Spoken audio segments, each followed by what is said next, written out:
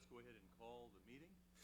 We want to welcome everyone to this meeting of the Neighborhood and Community Development Standing Committee. Public comment is welcome. Anyone wishing to speak on any item on the Standing Committee agenda may do so when that item is up for discussion. You'll have 5 minutes to state your comments. We do ask that anyone wishing to make comments please come forward to the podium at that time. For accurate recording purposes as well as broadcast purposes, we do ask that everyone get close to a microphone when you speak tonight so that we can be both seen and heard. Roll call, please. Roll call. Walters. Here. Mejia. Here. Townsend. Here. McKiernan. Here. Our first item of business tonight is approval of the Standing Committee minutes from our January 6th, 2014 meeting. I would entertain a motion for approval. Move to approve. Second. There is a motion and a second. All in favor say aye. Aye. All opposed, no. The ayes have it. Those minutes are approved. We do have a blue sheet item. Originally, there was just one item on tonight's Neighborhood and Community Development agenda. There has been a second item added because there's a little bit of a time factor with it. So we have a new item number 2, which is discussion of a technical assistance scholarship program. Mr. Chris Slaughter will present both items on our agenda tonight. So we'll start with item number 1, which is a communication from him about land bank policies.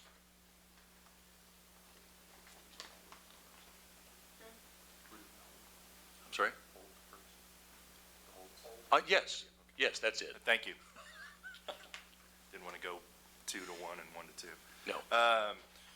We thought we'd bring for you tonight, start a dialogue about hold areas and a little bit of history about hold areas, as we have some designated areas throughout our county that we have given certain developers right of first refusal on land bank property.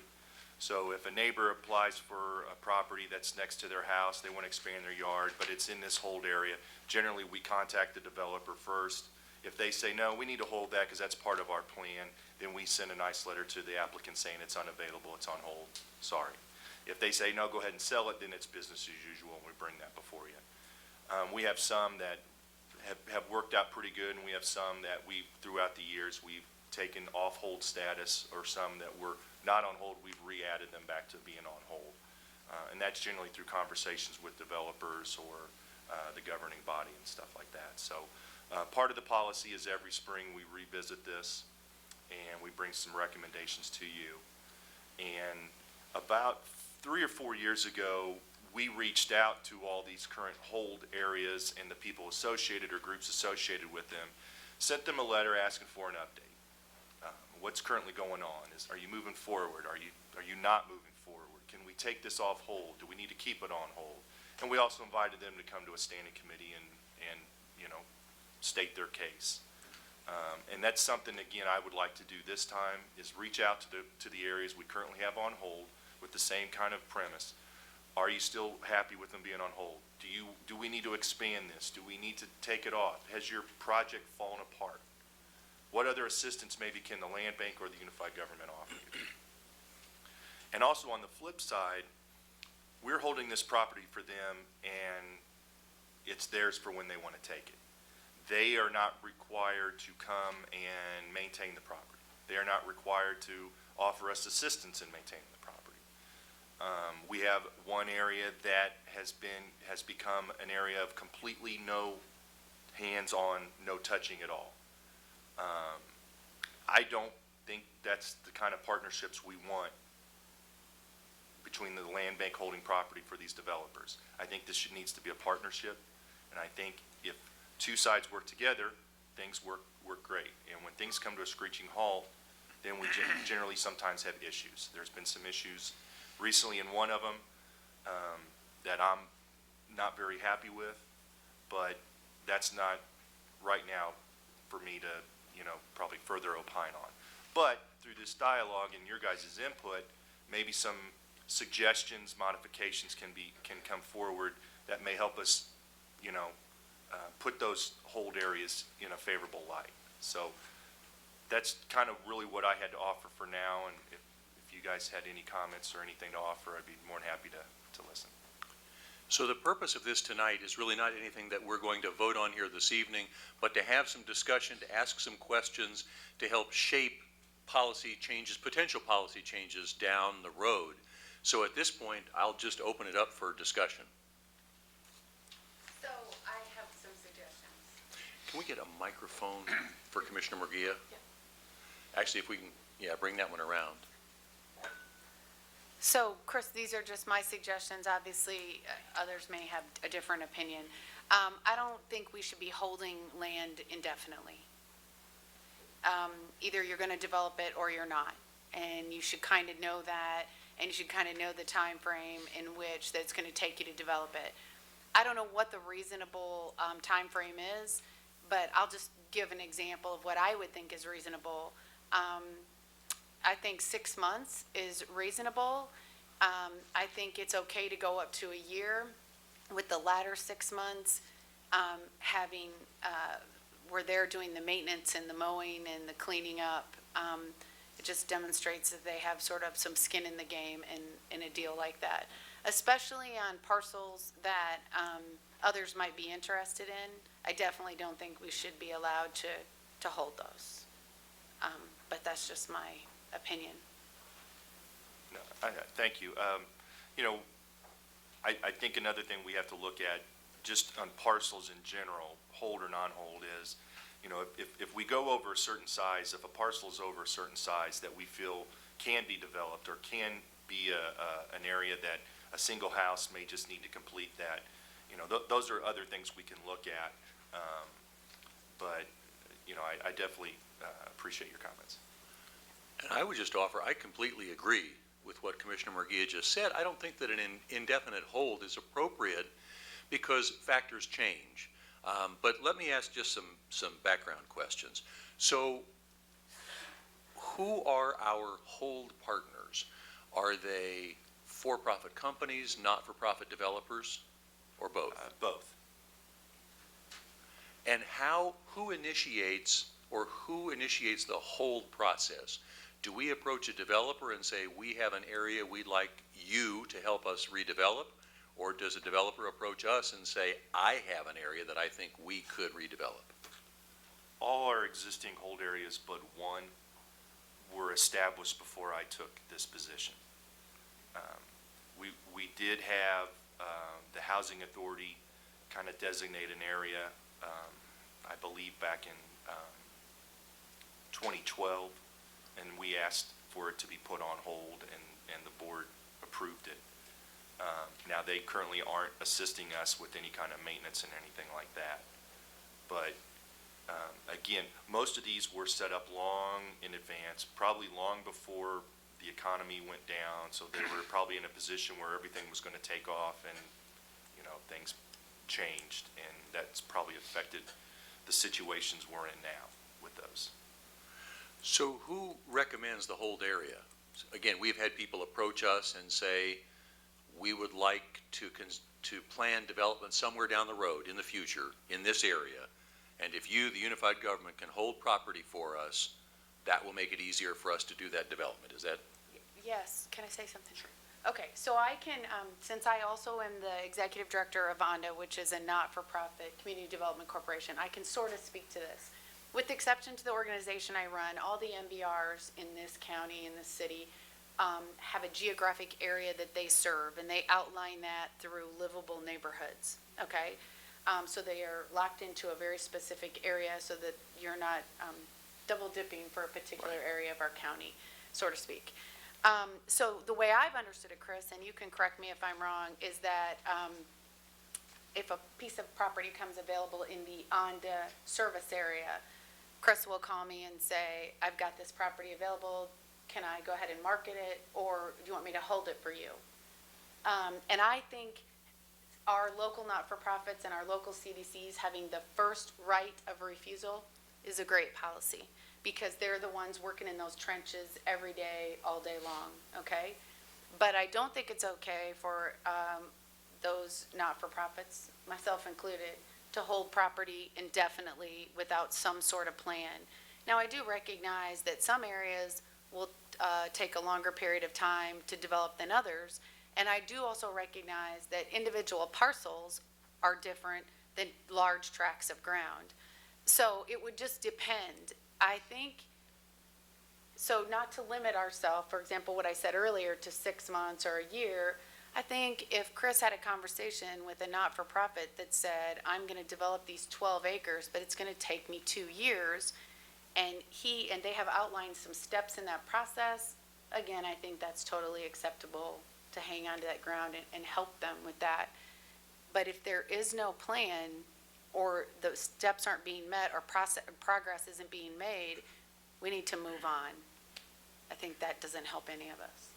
So when a parcel becomes available and goes into the land bank, then you'd be notified, and you'd effectively have right of first refusal at the point of transfer into the land bank. Right. But in our current scheme, if we held that parcel, for example, for ONDA, and if it was in a hold area that was longer than 6 months, if someone else approached you about that parcel 12 months after it went into the land bank, you would still call ONDA and ask if they had plans for it. That's currently the practice we Okay. do. And if they said no, then that comes out of the hold area. We don't have plans for it now. We would ideally have plans down the road, but right now, today, we don't have plans. Then does that hold go away on that property? Well, Chris in the past has been over backwards, and usually what I've seen you do is be way nicer than he should be and say, well, if you want us to hold it, we'll hold it, because there's no risk to the not-for-profit. Sure. That's not helpful to our government, okay? I mean, I'm telling you that, and I run a not-for-profit. So I will just tell you, that's not helpful to our government. And though it's nice of Chris, I think his job is, and I think he views it this way, I think you do, that is to move that property and get it back on our tax rolls. So unless they can provide a plan, no one's asking them to produce a product tomorrow. But if they can't produce a plan or a strategy, then it absolutely, he should be able to move it if somebody asks him for it. Have there ever been situations where you've met resistance to moving a property that's been in a hold area, let's say for a long time, and there is a potential user of that property? Have you met resistance in trying to move it out of a hold area Yes. to someone else? Yes. So I'm going to give you an example. I have the perfect example for you. So are you all familiar with where McDonald's is in Rosedale on 43rd Street? You familiar with that area? So McDonald's there. Right behind there, there is I believe it's about 120 feet wide by 50 feet deep. It borders the Hanover Heights Neighborhood Association. That land has been vacant for a long time, years, and it's in a fairly marketable area. And for a while, there was a hold on that property at the request of specifically the Hanover Heights Neighborhood Association to hold that ground. And we had been holding it, and only through air did the property end up getting sold. That's a different story. But the point is this. We made fairly decent money on that vacant piece of ground for development. And we had kept holding it and telling Chris not to sell it because the people in the neighborhood wanted us to hold it for a higher and better use. There's some difficulty with that. There was no plan on the table. If they would have said, hold for a higher and better use, because it's just going to take us, even if they would have said 3 years or whatever at the time to develop a plan, I think that would have been acceptable. But there was no plan. There was just, you need to hold it until a plan comes forward that we think is a good idea. That's putting the full burden on government to manage, become vacant lot owners, property managers. And then on top of it, as the commissioner for that area, I would get called all the time about making sure it was manicured perfectly.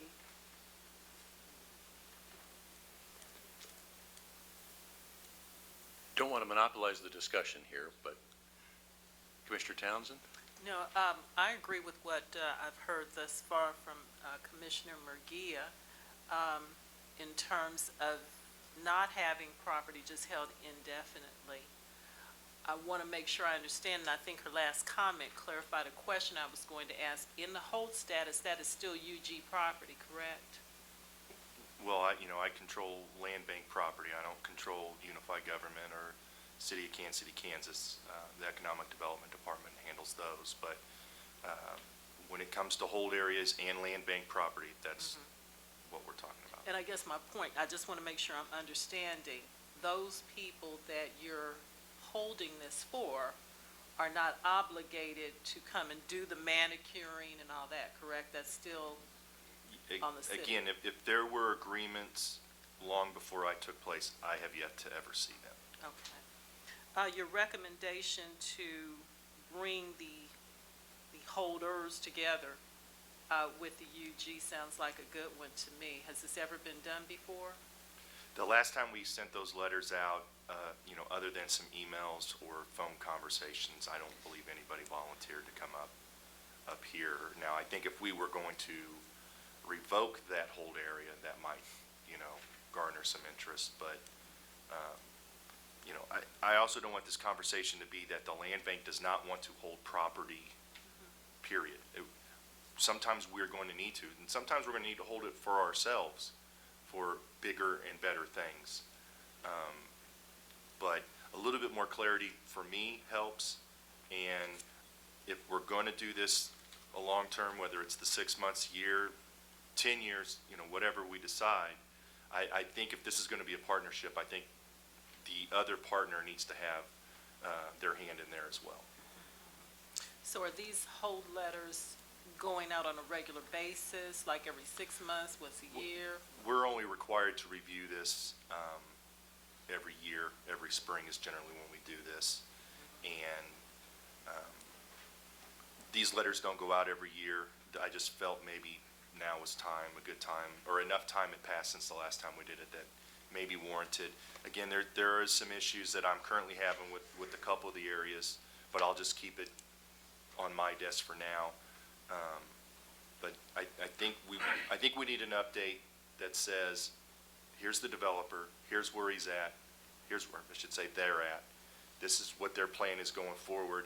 And if their plan is, well, just keep holding it, then I think we need to revisit that, or at least give them some other options to consider other than having free land for free whenever they want it. And, oh, by the way, UG, you go maintain it. I'm getting a call about snakes or high grass, or my kids can't go out and play, or there's people dumping trash. I mean, we get enough of that already. And if we can get some help and assistance, especially me, I mean, that's what I'm all about.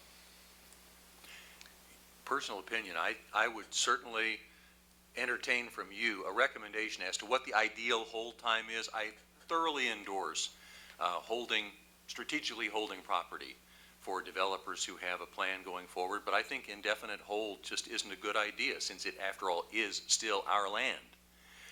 So what's the magic period? I don't know, but if you have some ideas, I'd say bring those forward as suggestions. Personal opinion, if we're holding it for someone, I think they need to be a partner and maintain that for as long as the hold is in place. Personal opinion. And I still think that even after a hold period has elapsed, we could still go back to the developer that we had originally held it for and still give that entity right of first refusal. We could still ask, do you still have plans for this area? Well, as long as every time you give them that courtesy, see, because things come up, so I think that's a great backstop. That's a great point. So if I had told Chris, no, don't hold it anymore, I'd love to have it, but I'm nowhere close to getting there, so if someone else is going to develop it, great, move on.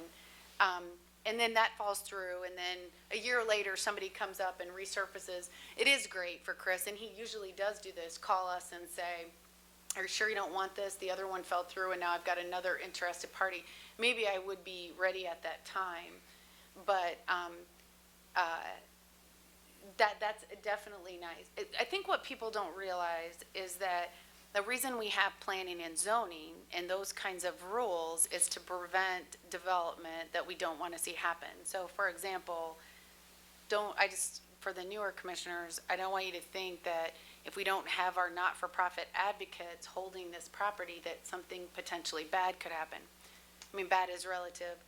They're not, I mean, for example, strip clubs are not allowed, so that's not an option. So I don't want you to think just because these are being sold, you can develop anything you want on them. There still is a governmental process that you need to go through in order to get what you want on that property. And there's lots of ways for commissioners to be involved in that to ensure that you have quality development in your district than making Chris land bank your land and hold it and manage it and mow it until, you know, somebody comes out of nowhere and makes an offer on it. Going back to last month's meeting, if we were to ever engage a third party, we had the presentation from Ameribid. If we were ever to engage a third party to help us market and sell our land bank properties, how would the presence of hold areas potentially affect that process, or would it? Well, it could affect it that, you know, this whole area is hands-off and we're not touching it, even though there may be a handful of properties that the developer may know that he will never even touch. You know, and I think it's so much as saying, develop this area, but, you know, maybe it's a conversation of parcel by parcel, what are you gonna do and how do we help you? And if you don't need these and there is a demand within that neighborhood, why are we wanting to hold them? Let's get them out. So the other area about non-hold areas is it does help me work with some outside firms to say, okay, here's 100 properties that let's sell, and here's the price, conditions, go do it. And that's money we don't have to expend anymore, and it's some money coming back. And in the future, if the land bank can recoup some of that, you know, that would even be better.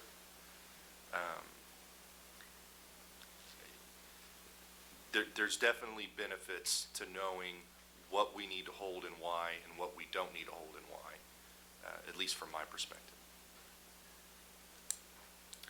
I also think that if, I'll just give you another example. So Onda, we mow all the city-owned vacant lots in the Argentine area. Thank you. You're welcome. And it costs a lot of money. And that's why I guess I have a great sensitivity and appreciation for what Chris does, because when he calls me and asks me, I'm glad to get rid of that property if I don't have plans for it, because I don't want to pay to just mow it and keep it like a park. I also know that a neighborhood has to look nice in order to encourage developers to come to your area and want to develop it. So the cost is worth something, but I'm like Chris, I'm trying to get it out the door as fast as possible. We are an unusual not-for-profit. I don't think there's any other not-for-profit that mows all the vacant lots in their area. But we are unusual at that. We don't mow the commercial-sized ones, but we do all the infill lots. So I do think, as long as there's a plan in place, I'm flexible on the amount of time it's held. And as long as there's some sort of partnership agreement on the maintenance and the upkeep, I think that's reasonable expectation.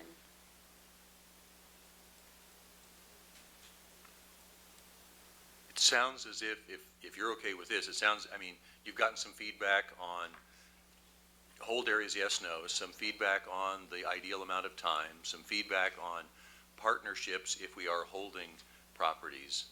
And I think if you feel like you have enough feedback from us. Yeah, I do. I feel that you guys are on board with me, at least starting by sending these letters out, engaging them, get a feel for what's going on, and then I can come back and report to that, and we can make decisions based on that. This is great. I appreciate it. Fantastic. That brings us to item number 2, which is the blue sheet item, and this is a discussion of the Technical Assistance Scholarship Program from the Center for Community Progress. And Mr. Slaughter has this presentation as well. Yes, for those not familiar with them, you know, they are pretty much the national experts on vacant, abandoned property, programs, policy suggestions for helping groups get rid of, you know, abandoned vacant property. They are very well-known for land banks. This was the group that helped initiate Kansas City, Missouri's land bank from start to finish, including the state legislature work. Generally, if we reached out to them for their services, it's my understanding that the price for that would well exceed over probably $25,000. They're offering a scholarship where for the price of roughly having that drop down anywhere from 5 to 10 to cover travel and administrative costs, that they're willing to use they would take care of the other side of that cost and provide their expertise in certain areas. And on the sheet, there should have been 5 areas that was presented. And those areas are data and information systems, tax collection and enforcement reform, strategic code enforcement, land bank and land banking program evaluation, and vacant land maintenance and reuse strategies. This application is due on March 24th, so we thought we'd bring it to you, get your guys' thoughts on it, see if this is something worth pursuing, and also if we can only be awarded one of those 5 areas. So if there was something you guys really felt strongly about, then that may be a direction we go. I will say, as far as the land bank and land banking, I think that would be overkill to reach out for just from our program. Which ones? The land bank and land banking. Yeah. I think they would come and probably evaluate our program and feel that we're on the right track, other than some tweaks, and it'd probably be a waste of everybody's time. But, you know, I wanted to get to see if any of these others kind of really just spark something, or, you know, if you guys had some opinions on it. And maybe that would be the direction we would focus the application.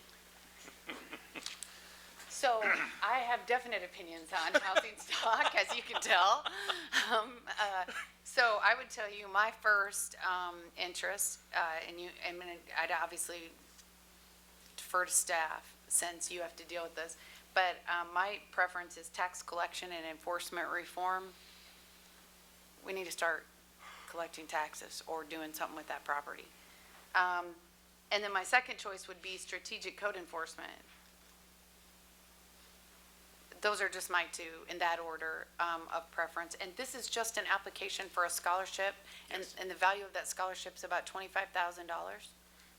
Or more, but we would be responsible for anywhere from 5 to 10. Okay, so if you didn't get this scholarship and you had that amount of money, you could pay to do this? If I had the full amount, sure, yeah. Okay. But I That's don't have that. Go ahead. Okay, question, let's stay with the money. So explain to me again what we're being asked to do here, and are we saying you're putting in 5 to 10,000 on this, or what? That would be our responsibility to help cover for traveling and administrative expenses. You know, again, currently, the land bank doesn't have money in its budget to go out and just procure let's consider them as consultants. We don't have the money to go out and procure their services. So having an opportunity to get the full service without having to pay the full amount is something that I thought is something we should go after.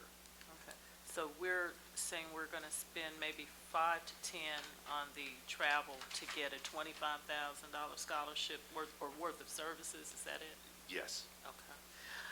Okay.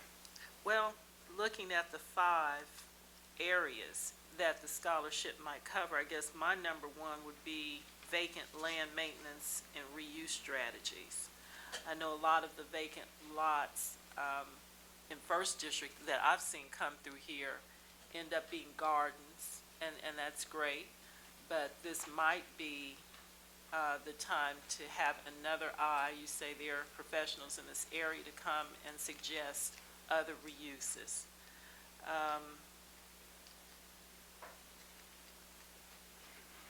Code enforcement is always important in how a neighborhood looks and is kept, and motivating people. So that would probably be my number 2. I don't know how much of a problem tax collection is on the vacant lots or whatever, but certainly anytime you can use scholarship to get money in from, the feedback. So that would be my 1, 2, and 3. And I'll just add, I think if we are awarded and they come in and perform any of these, I mean, we're only going to benefit from it. That's my opinion. But there's not one that I think we can go wrong other than them coming and saying, hey, why don't you start a land bank? Well, we already have one, so. From my perspective, I think that even if it was just a simple match, and it's more than a simple match, it would be a great investment on our part. So I thoroughly endorse moving forward with this. My top two actually would echo Commissioner Murguia's. I think tax collection and enforcement reform would dovetail nicely with some discussions that we've already had about looking at our process and our policies in that area. And then strategic code enforcement.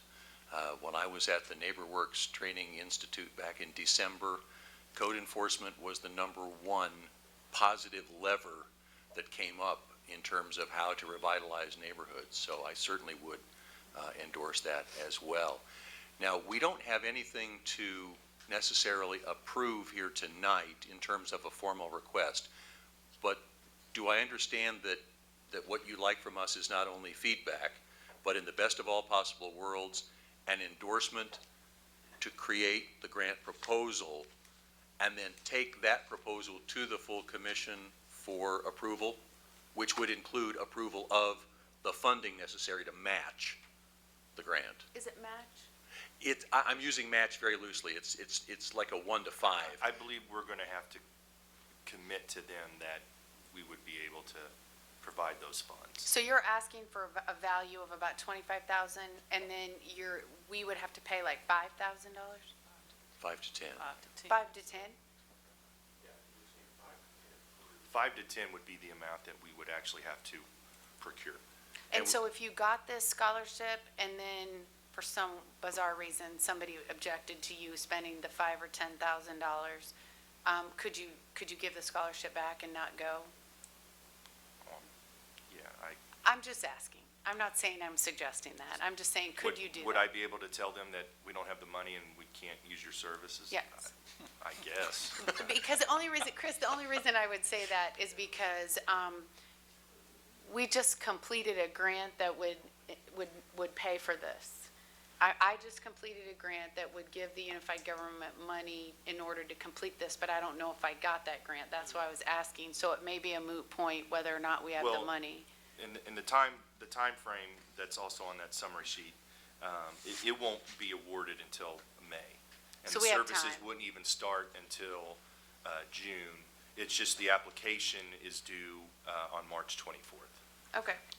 And even if we were to commit to the money, we wouldn't need to come up with it unless we were awarded the grant and until May or June of this year at the earliest. I believe that's correct. Is this a budgeted item, or is this something that is coming out of a budget, It's or not. it's not? It's not budgeted. Okay. I think, correct me if I'm wrong, but we would just, if we authorized this money, we would just ask the departments to make a budget adjustment in order to cover it. Mr. Bach? Okay. And we'll have a second chance, won't we, Doug? If once, he's just asking right now to make application. And that's why I said, to not get caught up into the $5,000 or $10,000, if he would just apply, let's see how things goes, because there's some other opportunities out there to come up with that matching money. Let's see how it goes, and then if he gets it, he can come back to us, I think. Well, I mean, we would go forward to the full commission, get the approval Yeah. that's there. If we're awarded, it, we will just move the money from somewhere where we have extra, money that's budgeted for a full year, so $5,000 or $10,000. But then as we go through the 2014 revised budget process, we would add 5,000 or 10 to Chris's budget. And then offset it back out after that budget comes Oh. out. That's how we would balance that equation. Yeah. Well, I certainly am comfortable giving that direction to Mr. Slaughter to move forward. Move for approval. Second. If you need. Well, I mean, just based on the input, the strategic code enforcement was mentioned on all three. That's great. So, you know, that could be the route we go.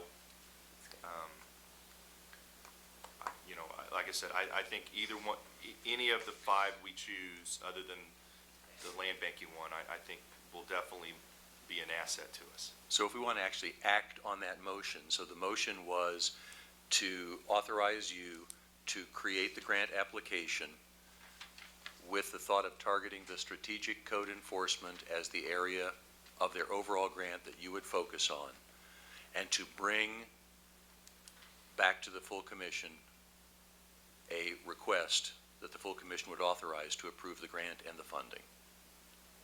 Is that, did I get that correct? Yes, that's what you want, right, Chris? Yes. Yes, that's the motion. So then in that case, we have a motion and we have a second. Roll call, please. Aye. Aye. Aye. Aye. Thank you so much. That's all I have. Thank you. All right, that's the last item that we have on the Neighborhood and Community Development agenda. We will, at this point, take just a couple of minutes to switch places. I do believe I saw Mr. Alvey either... okay. We'll give Mr. Alvey a moment to get seated for the Economic Development and Finance, and we'll plan to try to start that meeting in just about 2 minutes.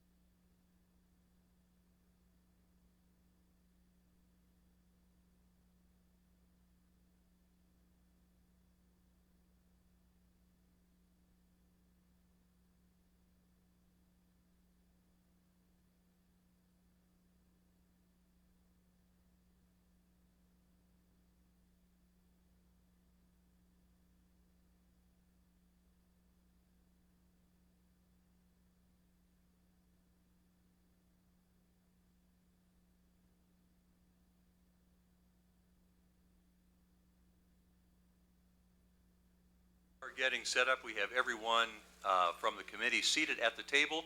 So let's go ahead and welcome everyone to this meeting of the Economic Development and Finance Standing Committee. Public comment is welcome. Anyone wishing to speak on any item on the Standing Committee agenda may do so when that item is up for discussion. Once recognized, you will have 5 minutes to make your comments, and we would ask that you please come forward to the podium if you wish to make comments. And for accurate recording and broadcasting purposes, we ask everyone present to please speak as directly as you can into a microphone. We have roll call, please. Roll call. Alvey. Here. Walters. Here. Here. Here. Here. Our first order of business is approval of the Standing Committee minutes from our January 6th, 2014 meeting. Move for approval. Second. There is a motion and a second. All in favor say aye. Aye. All opposed, no. The ayes have it. Those minutes are approved. To let you know, we do have a blue sheet item on this agenda as well, and it will end up becoming item, 2 and 3. Item number 2, that's just a modification to our original agenda, marking the item as for presentation and discussion, although we may suggest action. Item number 3, the information on MK Specialties tax abatement. That is the blue sheeted item that has been added to this agenda. So it will be item number 3 under the committee agenda. But we have first item number 1, which is a resolutions regarding the Cross Lines Towers project. Mr. Brockman? Good evening, Commissioners. Mr. Block. This is a Section 42 LIHTC project, and in order for it to move forward into full commission, we would need approval of a resolution of intent. We're acting as a conduit for bonds, and this is only a temporary financing mechanism. And this resolution of intent is twofold. First, it's to go to the state, because they will need that, as you know, versus a resolution of support, which is a 9% LIHTC. This is a 4%, so the state requires a resolution of intent versus that. And then the second is to produce this to HUD to show the temporary financing, and once the financing is in place by HUD, it will pay the bond off. And Lou is here to talk about any of the financials that you have, and we have the developer and the contractor, Bob Hughes and Steve Fouch.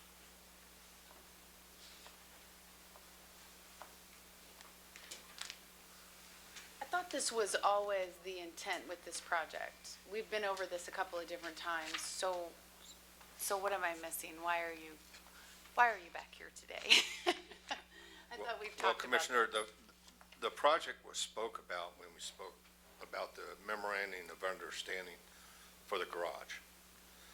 So the parking garage went forward, and that is memorandum of understanding, and now we have to go through the LIHTC.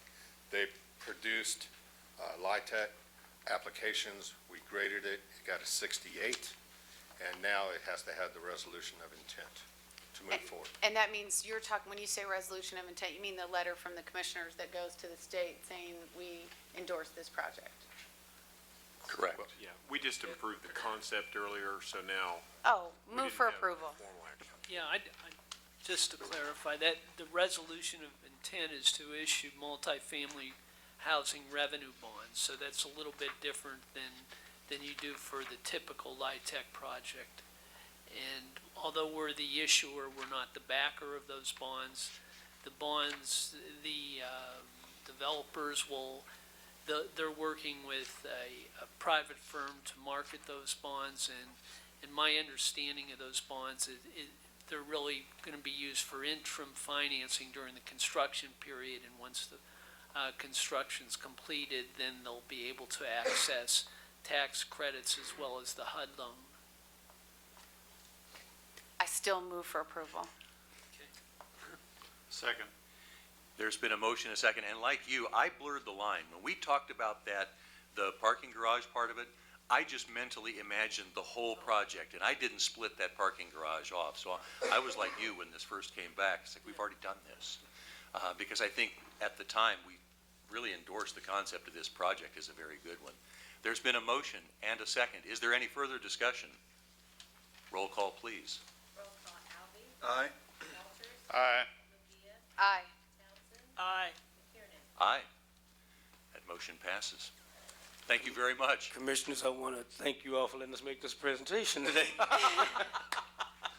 You did a great job. We are looking forward to the finished product. We are too.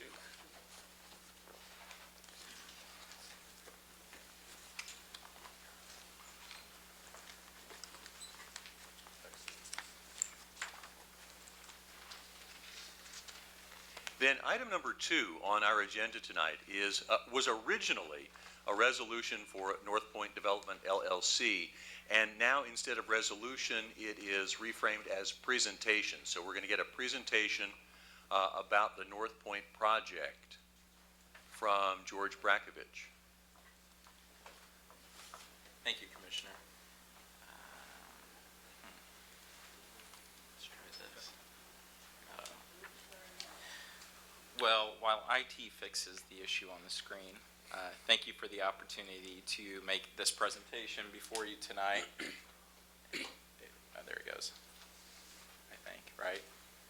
When in doubt, click OK.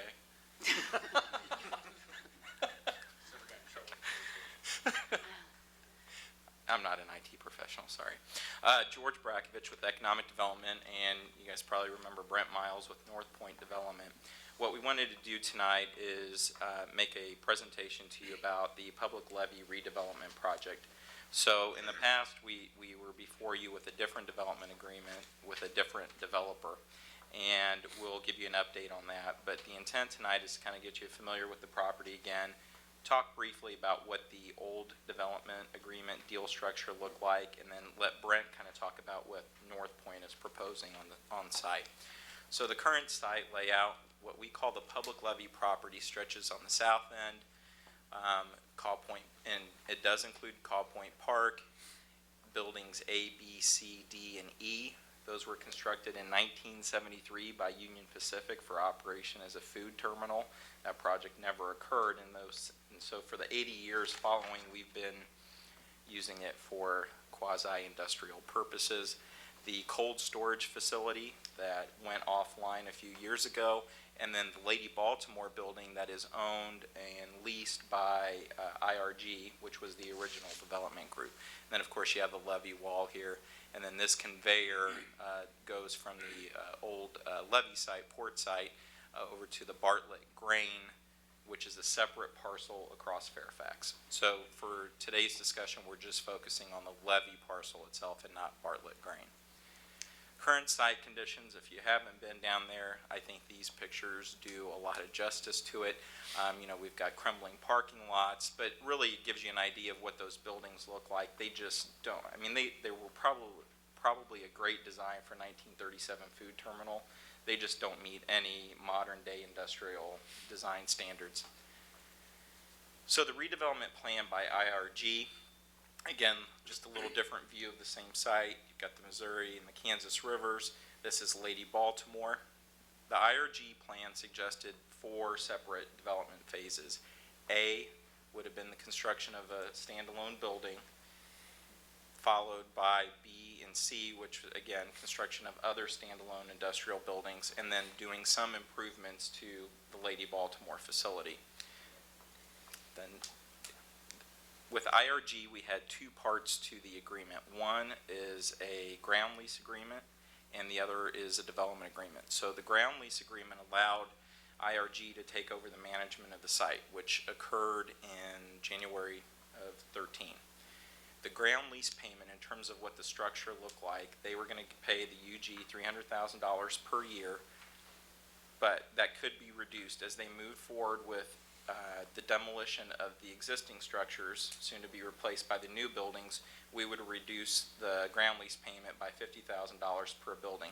So ultimately, that ground lease payment could go down to as low as $100,000.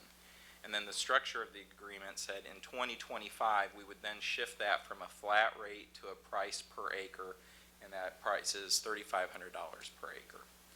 The development incentives were twofold. One is a TIF. So we created a large TIF district that basically covered that entire levee parcel, and it was a pay-as-you-go TIF, but it was the increment would have been generated just from that building A on the south end and whatever improvements they made to Lady Baltimore. As they did the demo, we're ready to do buildings B and C, we would have removed those from the TIF district and used IRBs that had a 10-year pilot with a projected 75% abatement. Next slide is really busy, but what I wanted to show here was the timeline or the sequencing of redevelopment. So Area A, which should have commenced by now, per the development agreement said November 13. We haven't seen any action on that. They engaged with North Point to see if North Point would be interested in playing some role here. But again, what I wanted to show you with this slide is, B needed to start by 18, C was pushed out towards 2026. We did expect all of these to occur in a little more rapid fashion, but those were the terms as the development agreement laid out. And again, they are behind. Let me turn it over to Brent then to talk a little bit about how North Point is proposing to redevelop the site. Thanks, George, Commissioners. Brent Miles with North Point Development. And if it's all right with you, what I'd like to start with is just a little bit at the 30,000-foot level. Why do we think this site makes sense? And anybody that's driven down here, the location is very good. The location it has good access, it's visible, it really is the entrance into Fairfax from this southern entrance. It's what most people see when they first come into Fairfax. Secondly, what we would propose is a large, it's just shy of 350,000 square foot industrial facility. This is a Class A facility, and this isn't to besmirch any of the other developers in the community. In the city of Kansas City, Kansas, not in Wyandotte County, this product doesn't exist. It does exist in Edwardsville. There's a couple facilities, the ERP facility, the new Expedex facility. Those would be Class A. Wyandotte County industrial-wise, that's all you would see. This is an exact replica of what we're currently building in Riverside Horizons, which is just across, obviously just across the river, Class A space, concrete tilt wall, 32-foot clear height. This is something that I think the community, and really the real estate community, has been begging for years, which is no one's built really Class A modern space in Fairfax. No one's ever done this. It's not been possible. The reason it hasn't been possible, as you might know, is it's really hard to gather 25 acres of redevelopment in Fairfax. We as North Point are not intimidated by the uniqueness of the project, and I'll go into that in just a second. The other thing that's prompting this, we think it's a good site on its own. We do still think that there are GM suppliers out there that are itching to come to the plant. We've seen great activity at Central Industrial Park. We think that we might even have an overflow of activity. We think that Central Industrial Park could be built out this year, potentially, with GM suppliers. And this would allow us another opportunity, because of timing, to still further those conversations with people that want to come to the community and service GM, which again, closer to the plant, stronger GM model, cheaper transportation costs can only help that plant in its bottom line. And obviously, we think that's a great target for us because we build a lot of automotive related facilities. This would be our fourth or fifth one. We are building this to capture 1 to 2 tenants. It could be distribution, it could be manufacturing. I will tell you that our floor thickness, our ceiling heights, our lighting, everything is done in order to catch an automotive supplier. So that's not something that we would have to retrofit later. I think kind of looking through the uniqueness of the project, if you can say that, this is, I would characterize it not as our largest project, but probably one of our most difficult, if not our most difficult. We have a mass demolition that has to occur. If you've ever seen this cold storage building, it is big. It's built in 1937. We have a lot of environmental remediation to do. Asbestos is everywhere. The walls are made of cork on this cold storage. They're about this thick, about the same size as the rats inside. We have a lot of, we have some tenant relocation. We have, if you can't tell, we're, I think, 76 feet from the levee wall there. So the Corps of Engineers has jurisdiction over the entire site. So they have to review and approve everything that we do subsurface. We had a great meeting with the Corps of Engineers and the Drainage District last week on that. We got a blessing on that. We have, like I said, tenant relocation, the Corps of Engineers, big demo, big environmental. We have promised the Friends of Ka, as well as the administration, that we would once and for all solve park access. If you've ever been to Ka Point, the park is extremely difficult to find and get to. We have presented a plan to Friends of Ka. I'm sorry, I can't remember the gentleman's name. And I feel like we have very good buy-in from them. I think they're very happy. We're even setting aside space in what's called Building E for a cultural facility. They asked us of that. So I think we've been a good community partner with them.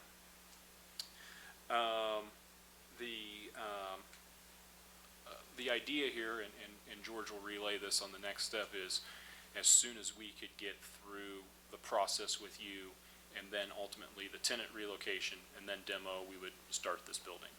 Our goal would be to try to deliver this building in the first to second quarter of next year. We think we could go that fast. We will be doing very unique things. You will hear about them probably in more detail, but I think we're going to have the largest crusher in Kansas City, pulverizing. These buildings all have basements. So we have to crack all those basements. We're going to be pulverizing on site. We're going to be using the brick as a fine and basically creating a granular material. So very unique. We have a guy on our staff who is very, very sharp, and he's come up with this plan.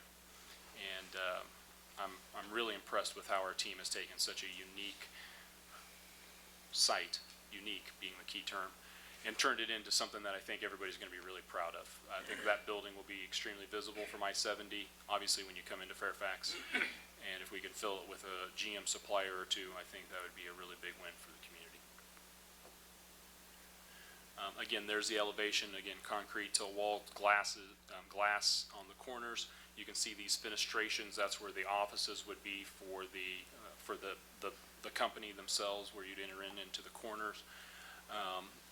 We would have, obviously, just, again, a Class A finish, probably 2 or 3 different color tones.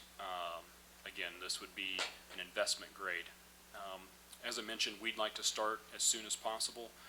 We've raised the $20 million for this project. It's sitting ready to be funded. Thanks, Brent. So, the reason we wanted to show you all the details on IRG is to talk about the deal points we've been discussing with North Point and give you, you can do a comparison of the two. So again, where IRG had the TIF IRB structure, the proposal with North Point is TIF only. We'd probably want to come back and make some amendments or adjustments to the existing TIF district, and that's probably our last slide. We can talk about how to do that. But again, as Brent mentioned, one of the key factors for us in considering this project is rather than waiting for IRG sequencing of events, we can basically get the same total square footage, but in a much more compressed time frame. Brent talked about relocation of the existing tenants. That's very important. The UG, we are one of the tenants. We have close to 80,000 square feet total of storage space. And so one of the discussion points we're having is that our expectation is that North Point would provide some free storage for us until we can construct some sort of facility that can accommodate those storage needs as well. And I will say, I mean, it was a little tongue-in-cheek the way I said it, but they're obviously a great development partner, and they've been very open to those discussions. I think we just need to be a little bit open-minded about what some of those options might look like. The ground lease payment then. So we talked about how the structure with IRG and how we would reduce that over time. What we've discussed with North Point then is for year 2014, keeping that ground lease payment at $300,000. But for the time period of 2015 through 2025, we're reducing that amount to $215,000. It's a bifurcated lease where IRG would still pay a portion because they still own and operate Lady Baltimore.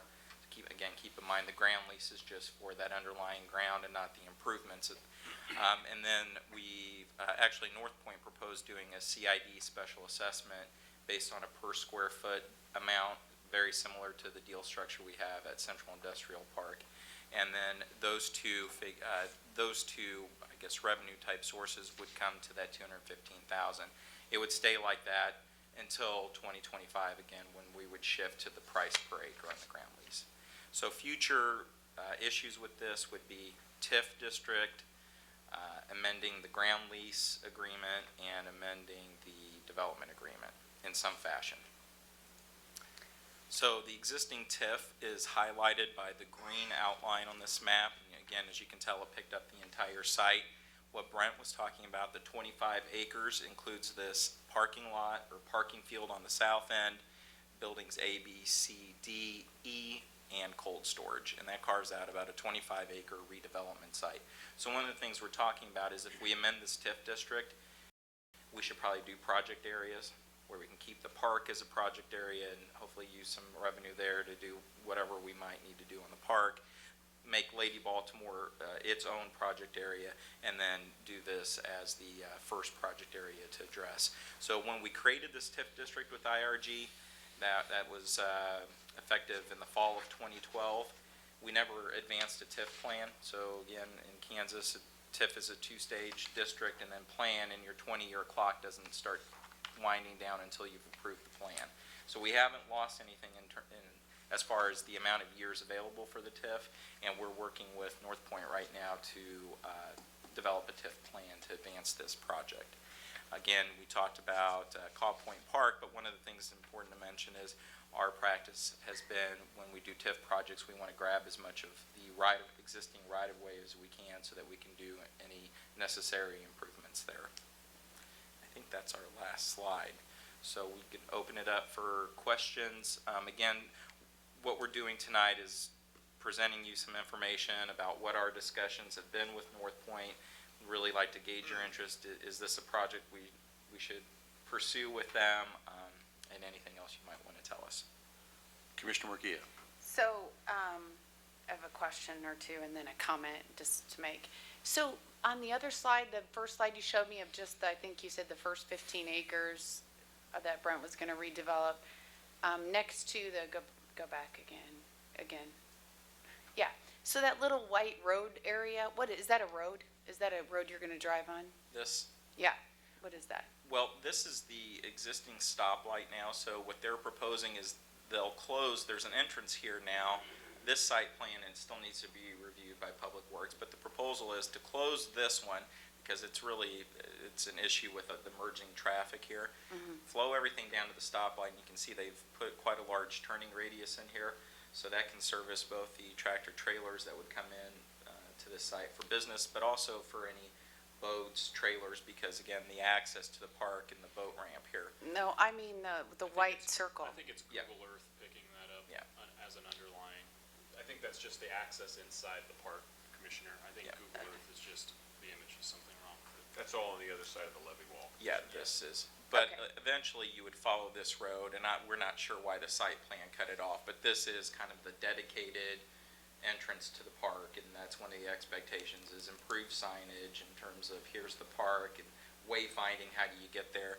And then also, Brent, they've agreed to overflow parking for when there's events at the park to, I think here on the very southern tip, allow for some sort of access agreement for overflow parking.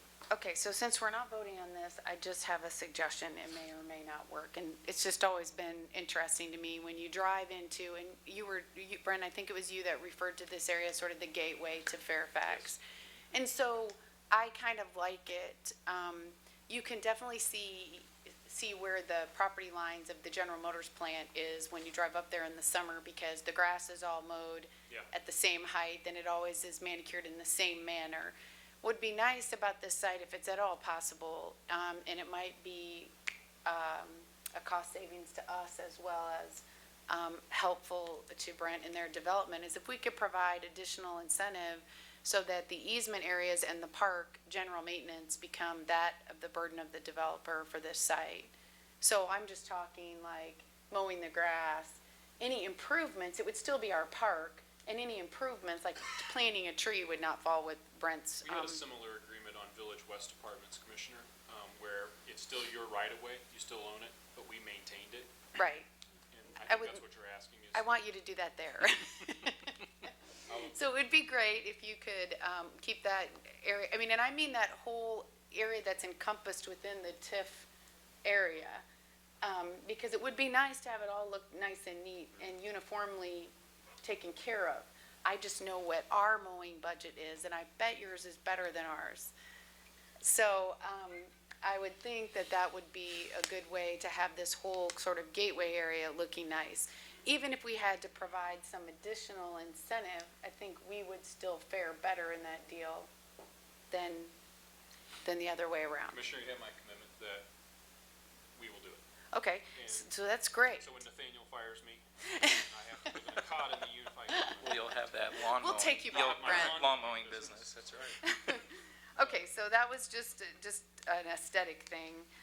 And then I'm just curious, you know, you said at the beginning of this presentation that a lot of this interest in development was, I'm assuming, a result of the expansion at General Motors and the commitment to keep the plant there. And so a lot of these tenants are suppliers to General Motors.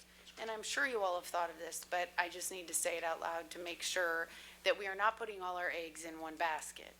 That surely these suppliers are also supplying other entities besides General Motors. And I don't know about property availability in Fairfax, because I very seldom drive through there, frankly. But I would hope that if these suppliers supply to General Motors and to other industries, that we are looking to recruit those complementary industries to this area. I mean, there's somebody that's got to know more about how to do that than me. Okay, that's happening. Typically. George, if we could ask you to move the microphone over and make sure Brent's got it, thank you.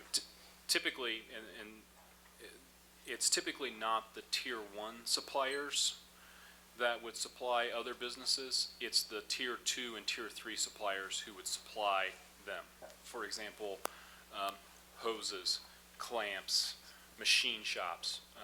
So typically the big tier one suppliers, they only have GM, potentially Ford, and potentially Harley as their clients, just because of the specificity of the machining that's inside. But we're always trying to say, okay, you supply dashboards, where do you get your molds? Where do you get your plastic? Where do you get this? Because that's what would be referred to as a tier two and tier three supplier. So we're always trying to find the supplier of the supplier of the supplier. Great. I just want to make sure someone's doing that and we're not putting all our eggs in one basket with General Motors and just kind of building our whole industrial area around that one particular industry. I've shared this with Doug and George, but we have a gentleman on our team, Chad, and he travels to Detroit at least once a month, sometimes twice a month, and meets with GM directly on asking those kinds of questions. Fantastic. Thanks. That's all I had. Good evening. I guess it's one of the computer companies that say, Yahoo! That's great. For down there. But I do have a couple of questions. I thought you had a lead for me. No, I do have a couple of questions, and the first one has to do with my understanding that you mentioned that automotive suppliers will be your target group, and that the building would be constructed with them in mind. But how adaptable will it be if you don't get all of the suppliers that you want that are just automotive? Yeah, to answer that question specifically, automotive suppliers typically have 2 or 3 special requirements. Other people can use those, but if you don't have them, you're eliminated. So it's cheaper to put it in up front as opposed to add it later. And those would be heavy power, which you guys in BPU really like. So you need to make sure that you put enough conduit and enough panels in, that you can have somebody that's doing injection molding, stamping, 15,000 amp service. We're working with a 15,000 amps service right now in Riverside, and their annual electric bill is $6 million. So you need to have conduit that can hold that. So it's cheaper to bury it now than to have to go in and put it in later. Floor thickness. Typically they have a lot of heavy machinery, so you need to make sure that your floors are thick enough that can hold the weight of that heavy machinery. And then the third one is just a pretty simple one, which is the GM suppliers actually require a special dock, the highest, most expensive dock that you can buy. If you saw that rendering of the docks, all those docks and seals, they have to have a lock, they have to have special lighting, all of that, and they have to be able to carry a 45,000 pound forklift. So we go ahead and put that in. Now, if Amazon came today, they wouldn't need a 45,000 pound load leveler is what it's called, but it wouldn't hurt them. It would be suited. But again, if you don't put it in, and GM Supplier comes knocking at the door and says, here's my requirement, you can easily get cut from the list. I always think economic development and real estate are similar in that it's a game of elimination many times. And somebody somewhere wants to check you off that box. Oh, you don't have 15,000 amp service? Oh, you don't have 45,000 pound load levelers? I'm sorry, we're looking at the next building. So again, from I would say we've done 200 proposals. We've listed what our buildings don't have in Riverside, and then we price them. And so this building gets the benefit of learning from essentially 10 buildings that have been refined over time, knowing what we see from clients. Great, thank you. The next one, with regard to the movement of existing tenants, are there any tenants in the Fairfax area not in buildings A, B, C, or D that are gonna be impacted by this? No. Not on the, traffic way side, I said, okay. There's not. Let me note this. I want to be clear with your answer. We are still trying to find a way to configure our road around Lulu's. Okay, They're not in any of those buildings that you discussed. Right. So I want to be clear about that. We do not know yet if we can get our turning radius for that drive to miss Lulu's. okay. Yeah, any, interruption to some of the existing, companies there would be a hardship for sure. We would Okay. it would be our intention to try to keep Lulu's. We think that actually is an amenity. Okay. Glad to hear about the park access with the Friends of Carl, and you're working with that. That is an underutilized and very nice park, so this will be great that people will be more easily able to identify where it is and get access to it. And any other questions I have about some of the numbers, I'll get with Mr. Brakovic later, but thank you. Nothing. Well, originally, this was on our agenda as a resolution, now as a presentation, but we really have, if we choose to, we've got a couple of options here. Once the development agreement has been finalized, we could ask Mr. Brakovic to bring that back to this committee, where we could then vote on it prior to forwarding to full commission. Alternately, we could, if we chose, if we agree in concept with the deal points and the framework that has been outlined here, we could just authorize Mr. Brakovic to create the development agreement and then bring it to full commission for voting on the resolution that accompanies it. Do we need a motion for that? We would, if we choose to do that. I think I'd like to see the, actual details come back to this body first. Okay. So we can do the, the gut work and then expedite it. Then in that case, if you could, when the deal points have been actually finalized, bring that back and we will then vote on the resolution at that point in time. Thank you so much. That's good. Thank you. Thank you. Appreciate it. Item number 3 is the blue sheeted item on our agenda tonight, and that is, and I just need to clarify something here. The request for action says for information only, but if I'm not mistaken, do we need to approve to move this forward for a public hearing? Yes and no.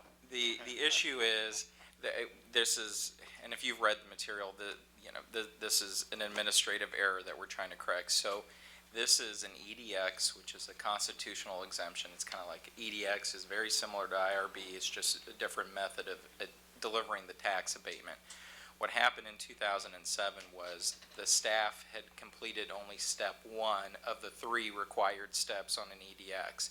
So they did a resolution saying, hey, this project qualifies for the abatement under the eligibility requirements in the policy. But what they failed to do was come back to full commission for an ordinance, well, number 1, to conduct a public hearing to consider the abatement, and then if it got approved, an ordinance that actually grants that abatement, and then follow that up with an application to CODA, now BODA. And so they only did step 1. So what we were going to attempt to do is bring an ordinance tonight, but the more we delved into it, we Notice there was never a cost-benefit analysis completed, and so, and not a public hearing. So what we suggested is, I think we can put this together to ask for a public hearing on March 20th. It doesn't require the public hearing to be set by resolution. We can simply run that in our official publication. I think if we get everything ready for that March 20th, you'll hear all the details and we can present it to you. But what we're trying to do is, we've got a business owner that qualified for and expected a tax abatement from 2007 through 2016, and here we are in 2014, and they're yet to see any abatement. So we're trying to expedite it as much as we can. So that was a long-winded answer to say it is for information only, but what we're requesting is that we can take it straight to full commission for that public hearing. Would it be beneficial for us to vote on a motion to do that? I think so. So moved. Second. So there is a motion and a second to bring this item to the full commission for a public hearing on March 20th. Is that correct? Yes. There is a motion and a second. Any further discussion? Roll call, please. Roll call. Alves. Aye. Walters. Aye. Lucia. Aye. Johnson. Aye. Kiernan. Aye. That is approved, and so this item will come to the full commission on March 20th for a public hearing. Yes. Thank you very much. You're welcome. Thank you. One more.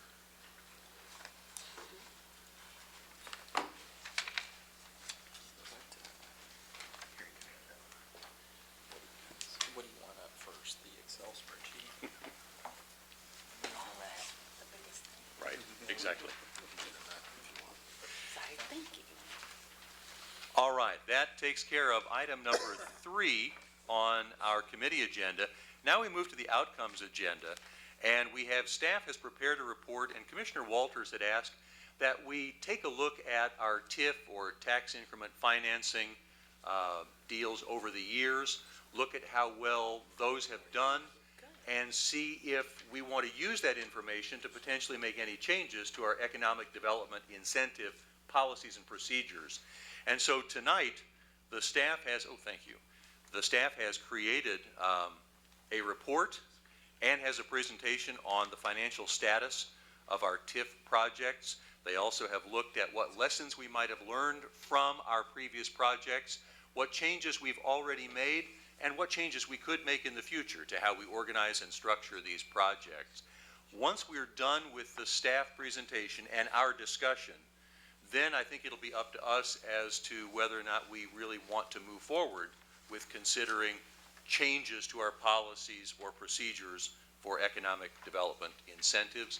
And Mr. Brakovich, are you going to lead this discussion? I think Lou and Charles. All right, have thank you. this one. Good evening, Commissioners.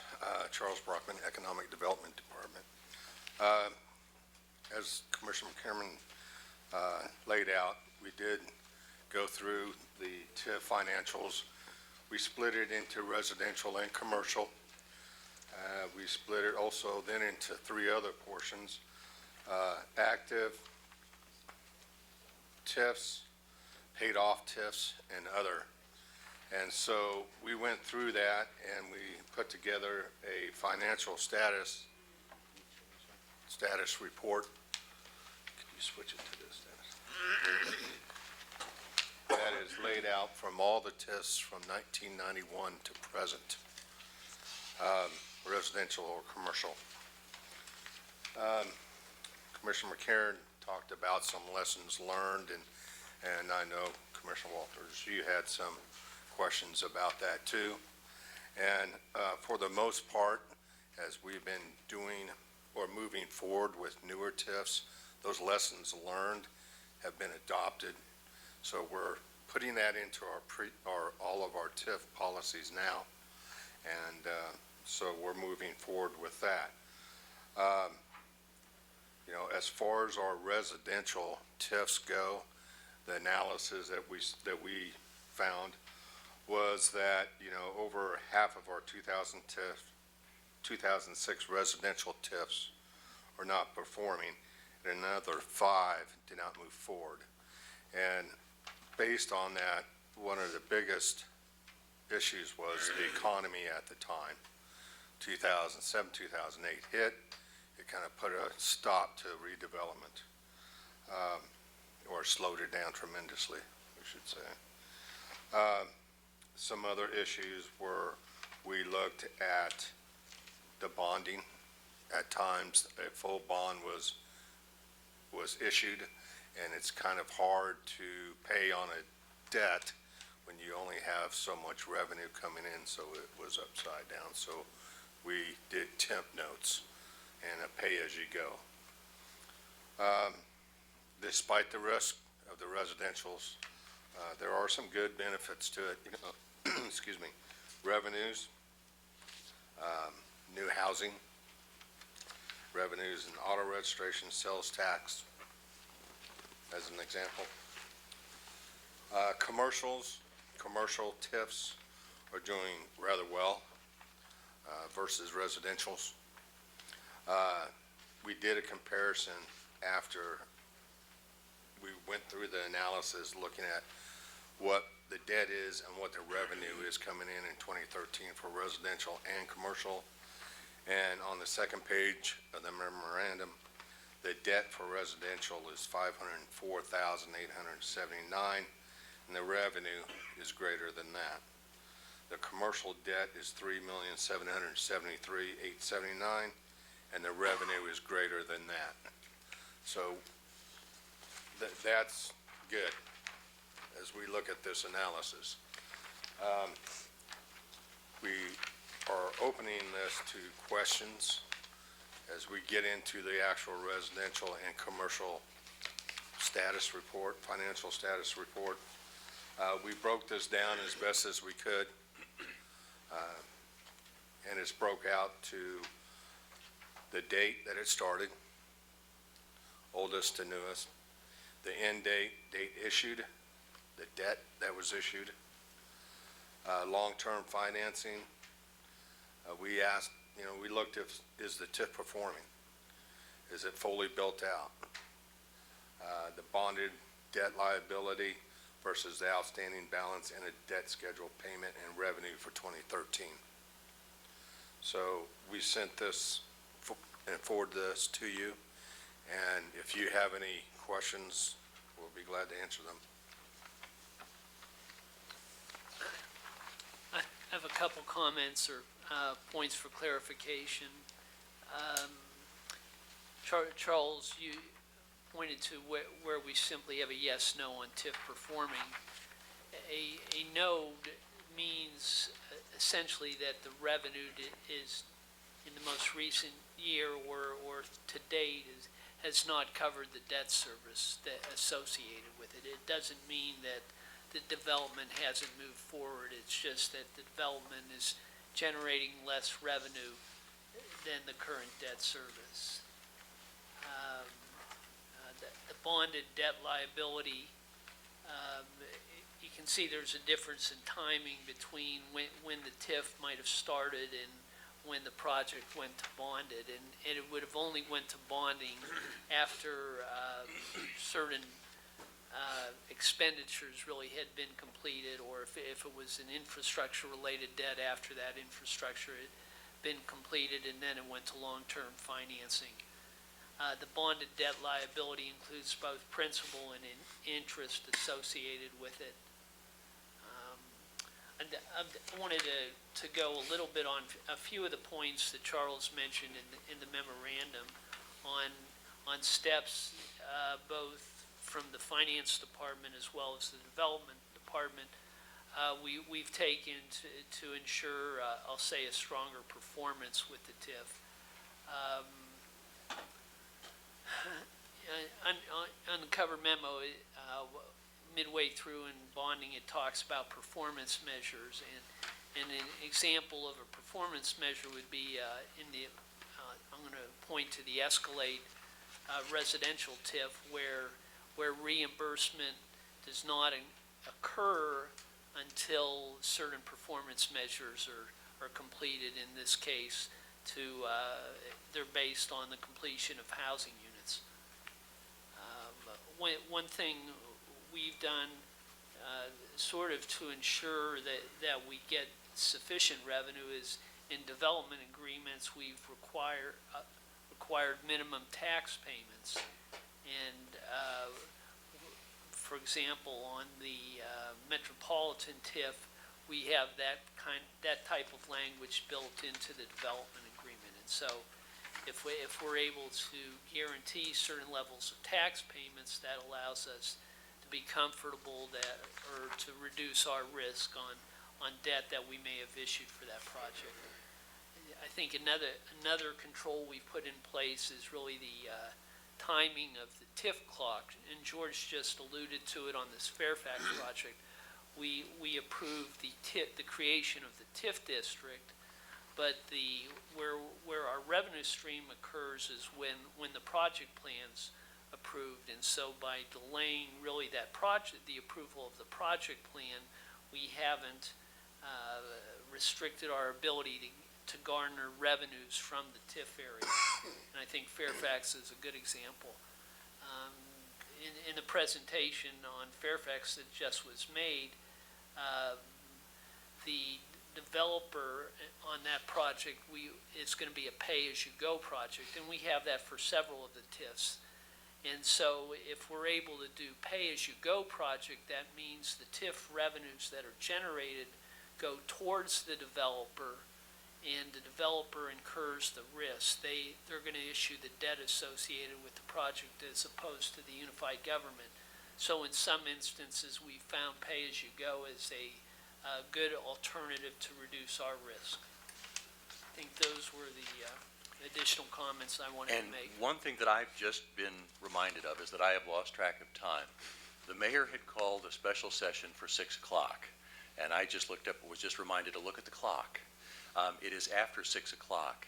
If it is okay with everyone who's here in attendance, I would entertain a motion to take a recess so that the 4 commissioners can attend that special session with the intent to reconvene this meeting as soon as that special session is concluded. Move for approval.